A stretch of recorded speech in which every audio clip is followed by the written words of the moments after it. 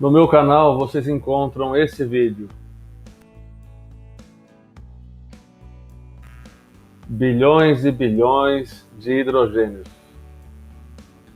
Será que nós sabemos ou dimensionamos o que de fato representa esse número? Bilhões e bilhões? Então, como algo complementar a este vídeo, eu vou contar uma história para tentar aqui dimensionar o significado desse número. Então, a história que eu vou contar é a do tabuleiro de xadrez persa. Bom, vocês encontram essa história aqui nesse livro do Carl Sagan, Bilhões e Bilhões, inclusive. Eu vou abreviar aqui um pouco para que fique curto o vídeo. Então, ele colocou aqui que o grão-vizir, que era o principal conselheiro do rei, tinha inventado um novo jogo. E esse jogo era jogado com peças móveis sobre um tabuleiro quadrado que consistia em 64 quadrados vermelhos e pretos. A peça mais importante era o rei. Por isso eu coloquei aqui então de fundo esse tabuleiro de xadrez, pois tratava-se do jogo de xadrez. Então, nesse jogo que foi criado, o objetivo era capturar o rei inimigo. E por isso o jogo era chamado em persa, aqui uma denominação que significava então morte ao rei, ou rei morto. Inclusive ele coloca aqui que trata-se de algo curioso e até certo ponto misterioso, o porquê que um rei gostaria de um jogo intitulado Morte ao Rei. Enfim, é no mínimo um paradoxo. E aí então reza a lenda, segundo colocado aqui, que ele ficou tão encantado com o jogo que ele mandou o grão-vizir determinar sua própria recompensa por ter criado uma invenção tão magnífica. O grão-vizir tinha a resposta na ponta da língua.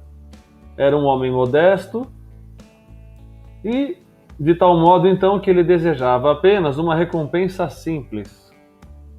Apontando as 8 colunas e as 8 filas de quadrados no tabuleiro que tinha inventado, pediu que lhe fosse dado um único grão de trigo no primeiro quadrado, o dobro dessa quantia no segundo, o dobro dessa quantia no terceiro e assim sucessivamente, até que cada quadrado tivesse o seu complemento de trigo.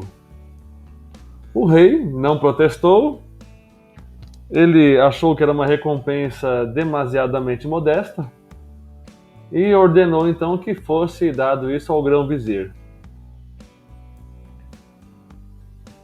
No entanto, quando o mestre do celeiro real começou a contar os grãos, aí sim o rei se viu diante de uma surpresa desagradável.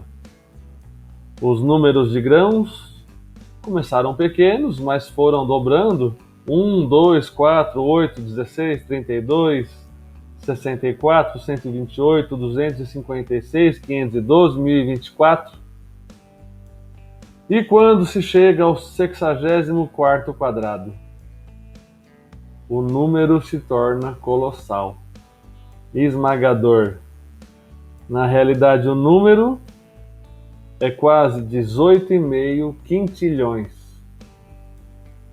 Talvez o grão-vizir estivesse fazendo uma dieta rica em fibras, ele colocou aqui com uma piada. Quanto pesam 18,5 quintilhões de grãos de trigo?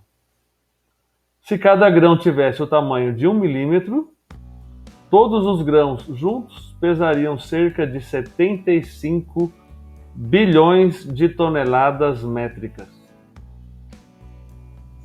O que é muito mais do que poderia ser armazenado nos celeiros.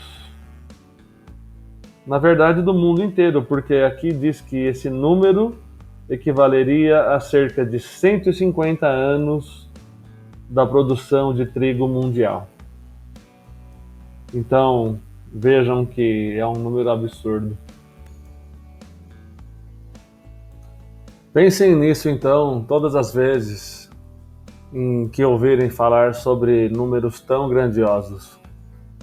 Até que ponto o nosso cérebro consegue processar essas informações e de fato entendê-los?